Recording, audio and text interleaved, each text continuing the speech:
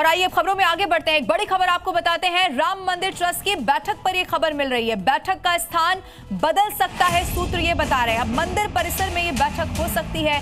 सुरक्षा कारणों के चलते फैसला लिया गया है। पहले चूंकि ये खबर थी कि मणिराम दास छावनी में बैठक होगी, कल ट्रस्ट की बेहद महत्वपूर्ण बैठक होनी है। अब ऐसे में ये जो जहां पर ये बैठक होनी थी उस जगह को बदला जा सकता है। सुरक्षा कारण इसके हो सकते हैं। अभी तक सूत्रों के हवाले से ये खबर मिल रही है। पहले चूंकि मणिराम दास छावनी में बैठक होनी थी, अब ट्रस्ट की वही महत्वपूर्ण बैठक है। चूंकि एक तरफ जांच चल रही है राम मंदिर में जो भी चोरी हुई है उसको लेकर, एक तरफ एसआईटी की जांच पड़ताल, लेकिन दूसरी तरफ ट्रस्ट की बड़ी बैठक जिसको लेकर वेन्यू बदलने की खबर सामने आ रही है। देखिए, भगवान राम के दरबार में भक्तों के चढ़ावा पर कैसे डाका डाला गया उसकी एक एक करके तस्वीरें सामने आ रही है, यानी कि वो खबरें निकलकर अब सामने आ रही है। राम मंदिर के भीतर बैठे चंद सेवादारों ने आस्था की तिजोरी ही साफ कर डाली। चोरी के पैसों से फ्लैट, जमीन और आलीशान कोठियां यहां पर खड़ी कर दी गई।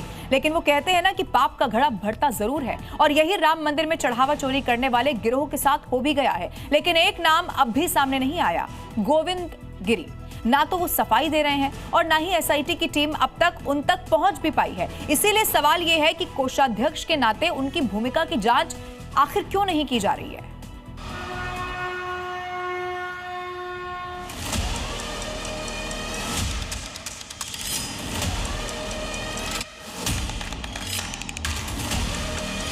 भगवान राम के दरबार में चंदा और चढ़ावा चोरी करने वाला गिरोह देश के सामने एक्सपोज हो चुका है। ये बात तो साफ है कि राम के भक्तों के साथ चंपत गिरोह ने विश्वासघात किया। इस गिरोह ने भगवान राम के दरबार में सिर्फ चंदा और चढ़ावा चोरी नहीं किया, बल्कि राम भक्तों के भरोसे के साथ छल और कपट भी किया। चढ़ावा चोरी गिरोह का सरगना अगर चंपत राय है, तो फिर इस गिरोह में शामिल कोषाध्यक्ष गोविंद देव गिरी को कौन बचा रहा है? ये सवाल इसलिए उठ रहे हैं क्योंकि जितना शोर चंपत गैंग के सदस्यों को लेकर मच रहा है, उतनी ही खामोशी ट्रस्ट के कोषाध्यक्ष गोविंद देव गिरी को लेकर बढ़ती जा रही है। ऐसे में जी मीडिया सवाल पूछ रहा है कि कोषाध्यक्ष को गड़बड़ी की भनक क्यों नहीं लगी? चढ़ावा चोरी पर गोविंद देव ने ध्यान क्यों नहीं दिया?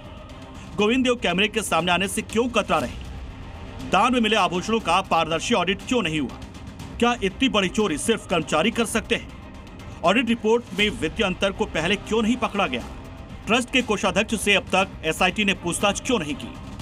लोगों ने चोरी की शिकायत की तो फिर चुप्पी क्यों साधी गई? राम मंदिर चढ़ावा चोरी केस में गोविंद देव गिरी को लेकर सवाल ही सवाल उठ रहे हैं, लेकिन वो अब तक सामने नहीं आए। ऐसे में जी मीडिया की टीम उनको खोजते हुए महाराष्ट्र के पुणे में बने उनके आलीशान बंगले तक पहुंच गई।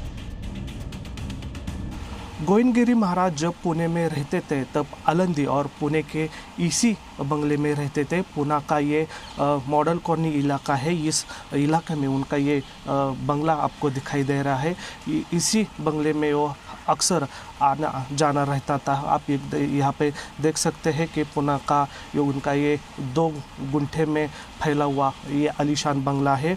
लगभग जब गोविंद गिरी महाराज पुणे में काम के सिलसिले में आते थे तो इसी बंगले में वो रहते थे। ऐसी